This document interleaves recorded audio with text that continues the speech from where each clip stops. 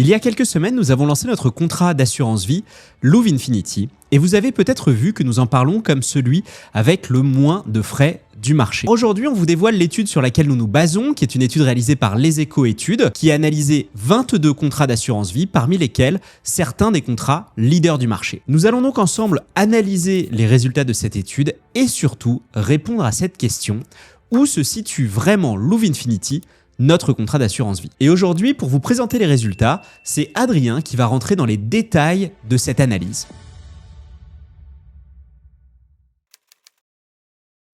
Merci beaucoup Clément pour l'intro. Et maintenant, on va rentrer dans le vif du sujet avec les Échos-Études qui expliquent que l'objectif de l'étude est d'analyser les caractéristiques des principaux contrats d'assurance vie en gestion libre et en gestion pilotée, et de comparer les principaux frais. Ils précisent qu'ils ont étudié 22 contrats à partir des sites des distributeurs, de la documentation contractuelle, et quand certains documents n'étaient pas disponibles, via des échanges avec des conseillers. Alors, il faut bien comprendre que l'étude ne s'intéresse qu'aux frais directement liés au contrat et ne regarde pas les frais propres aux unités de compte, comme les frais de gestion ou de souscription de chaque unité de compte, qui sont indépendants des contrats eux-mêmes. Il y a un point méthodologique très important. Pour les frais, les Échos-Études indiquent que la comparaison est faite à partir des frais minimums appliqués, que ce soit sur les frais de gestion, de versement, d'arbitrage ou de sortie. Concrètement, ça veut dire qu'ils prennent pour chaque contrat le niveau de frais le plus bas affiché dans la documentation. Alors, cette étude regarde en fait le best case scénario de chaque contrat pour les quelques contrats aux conditions situationnelles, bien que la plupart des contrats aient en fait des règles s'appliquant de manière homogène. Et c'est le cas de Louv'Infinity par exemple. Et concernant la logique de sélection du panel, les critères sont les suivants. D'abord, la présence dans le contrat d'une gestion libre et d'une gestion pilotée, la réputation des contrats, évaluée à partir de plusieurs classements d'assurance vie, la représentation d'acteurs de types différents, banque assureur, société d'assurance, mutuelle, courtier, et la présence des plus gros acteurs de l'assurance vie en termes d'encours. Et dans la liste des 22 contrats étudiés, Louv'Infinity, le contrat de Louvinvest, fait partie du périmètre. Alors maintenant, les notions à avoir en tête avant de parler du classement. Pour pouvoir suivre l'étude facilement, il faut juste poser 2 ou 3 bases. D'abord, dans une assurance vie, on peut investir sur un fonds euro, un fonds qui est garanti par l'assureur, des unités de compte, qu'on appelle souvent UC, qui regroupent différents supports d'investissement. L'étude parle beaucoup des unités de compte parce que c'est là que les structures de frais peuvent varier fortement. Et ensuite, le mode de gestion. En gestion libre, c'est vous qui choisissez vos supports.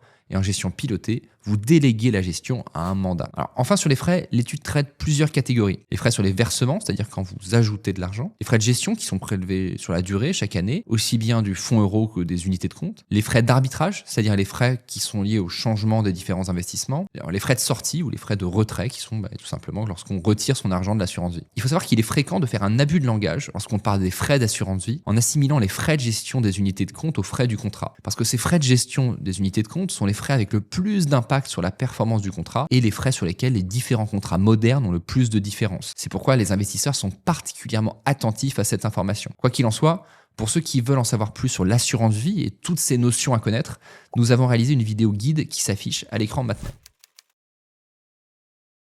Alors, il est temps de rentrer dans le vif du sujet et de plonger dans les différents classements. Pour commencer, les frais de versement, qui sont pour la majorité des contrats à 0%. Le marché des contrats d'assurance vie a bien évolué dans cette direction et quasiment aucun contrat moderne n'a de frais de versement. L'étude montre d'ailleurs que ce sont plutôt les contrats d'acteurs traditionnels qui ont des frais de versement élevés, comme AXA ou le Crédit Mutuel. De la même manière, on observe exactement le même schéma au sujet des frais d'arbitrage, à 0% pour la majorité des contrats, en dehors de certains acteurs traditionnels comme BNP, AXA, le Crédit Agricole ou CNP. Alors pour les frais de sortie ou de rachat, tous les contrats analysés par les Échos-Études sont à 0%, donc aucune différence n'est faite là-dessus. Qu'est-ce qu'on peut tirer de cette analyse? Eh bien, en dehors des acteurs traditionnels, il est clair que l'absence de frais sur l'arbitrage, le versement et le rachat fasse en fait de plus en plus consensus chez les assureurs modernes. En d'autres termes, il n'y a plus vraiment de frais sur les mouvements de capitaux sur les contrats modernes, que ce soit chez Louv'Infinity, aussi bien que chez nos concurrents principaux. Et c'est donc ailleurs que peut se faire la différence. Il est temps donc de s'attaquer aux gros morceaux, les frais de gestion. Et ces frais sont prélevés chaque année en fonction de l'encours sur chaque contrat et forment l'essentiel des frais prélevés à l'investisseur par l'assureur et le courtier. Alors regardons d'abord les frais de gestion sur les unités de compte, en regardant encore une fois les frais de gestion minimum s'appliquant aux unités de compte, car certains contrats ont des conditions différentes selon les unités de compte. Ce qui n'est pas le cas de Louv'Infinity, cela dit. Les Échos-Études présentent des frais allant de 1% pour Abeille Épargne Active à 0,39% pour Louv'Infinity, l'assurance vie avec les frais de gestion sur les unités de compte les plus bas du marché. On vous disait que Louv'Infinity est à 0,39%, mais la moyenne sur l'ensemble des 22 contrats étudiés par les éco-études est de 0,67%, avec la plupart des meilleurs contrats en ligne vers 0,5%, comme Spirit 2, Lucia Cardiff ou Meilleur Taux Liberté Vie. On observe donc des différences assez nettes sur ces frais qui s'appliquent chaque année sur l'ensemble des fonds investis en unités de compte. Passons maintenant aux frais de gestion sur les unités de compte en gestion pilotée, forcément relativement proches. Cette fois-ci, selon les éco-études, Louv'Infinity conserve la première place à 0,60%, assez proche de Linksea Spirit 2 à 0,70%, pour une moyenne qui passe à 1,05% par an, et certaines assurances vie qui montent carrément jusqu'à 1,7% par an. Alors comme je le disais précédemment, la différence de performance entre des contrats se fait d'abord sur les frais de gestion en UC. Mais un investisseur peut être perdu quand il voit la liste des frais. Certains sont souvent affichés à 0%, ce qui peut suggérer des frais très bas sur le contrat. Mais qu'en est-il vraiment? Concrètement, combien de frais payés par un investisseur lors d'un investissement réel? C'est justement ce à quoi les éco-études ont essayé de répondre en proposant une simulation, un portefeuille 100% UC sur 8 ans. Alors, c'est une approche un peu innovante qui vise à simuler le cycle de vie standard d'un investissement en unité de compte, l'objectif étant de combiner tous les frais affichés de manière cohérente. Alors voici la méthode utilisée. Gestion libre, versement initial de 100 000 euros sur des UC aux frais de gestion du contrat minimum, versement annuel de 10 000 euros sur des UC aux frais de gestion de contrat minimum, un arbitrage par an de 10 000 euros entre deux UC aux frais de gestion de contrat minimum et une détention sur 8 ans, puis une sortie, ce qui est un cycle maximisant les avantages fiscaux d'un contrat d'assurance vie. Et ensuite, ils ont fait le calcul des frais totaux qui se sont appliqués sur le contrat sur l'ensemble de cette période. Alors, résultat de l'étude, du simple au quadruple selon les contrats. Sur les 100 000 euros investis initialement, donc sur une durée de 8 ans, les frais de Louv'Infinity sont indiqués à 4 469 euros sur cette simulation, ce qui en fait l'assurance vie la moins chère du marché, en tout cas selon la simulation des éco-études. Là, pour l'instant, on a vu que les éco-études s'étaient intéressés aux frais de gestion des UC, à cette simulation, mais il y a aussi d'autres frais, par exemple, on peut aussi s'intéresser aux frais de gestion des fonds euros, bien qu'il soit en réalité plus pertinent de s'intéresser à la performance nette du fonds euro. Alors pourquoi? Eh bien, le fonds euro a la particularité d'être directement proposé et garanti par l'assureur lui-même. Il fait donc partie intégrante des caractéristiques du contrat. La performance nette du fonds euro est donc le résultat final pour l'investisseur.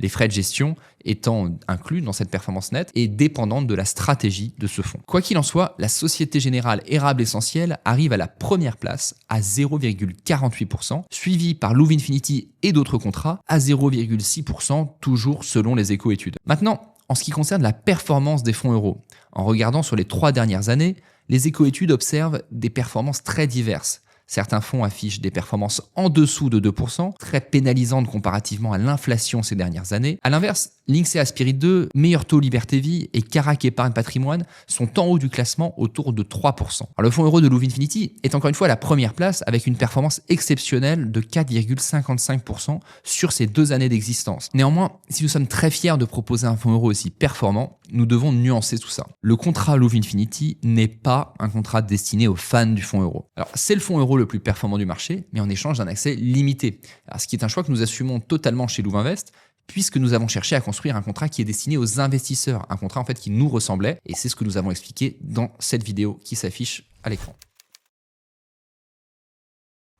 Pour conclure sur cette étude des principaux frais supportés par les clients menée par les éco-études, Louv'Infinity apparaît en premier rang sur la simulation des éco-études des frais pour un investissement de 8 ans en unité de compte, sur les frais de gestion UC en gestion pilotée, et sur le récapitulatif fonds euro, l'étude indique que Louv'Infinity est en premier rang sur le rendement net du fonds euro et en deuxième rang sur les frais de gestion du fonds euro. Alors comme toujours, petit rappel, en assurance vie, les unités de compte comportent un risque de perte en capital. Et lorsqu'on vous parle aussi de rendement, ce sont des rendements passés et les performances passées ne présagent pas des performances futures. Pour rappel, Louv'Infinity est un contrat qui évolue avec vous et selon vos besoins, alors n'hésitez pas à nous dire en commentaire les unités de compte que vous aimeriez que l'on ajoute. Si vous voulez consulter l'étude, le lien est en description.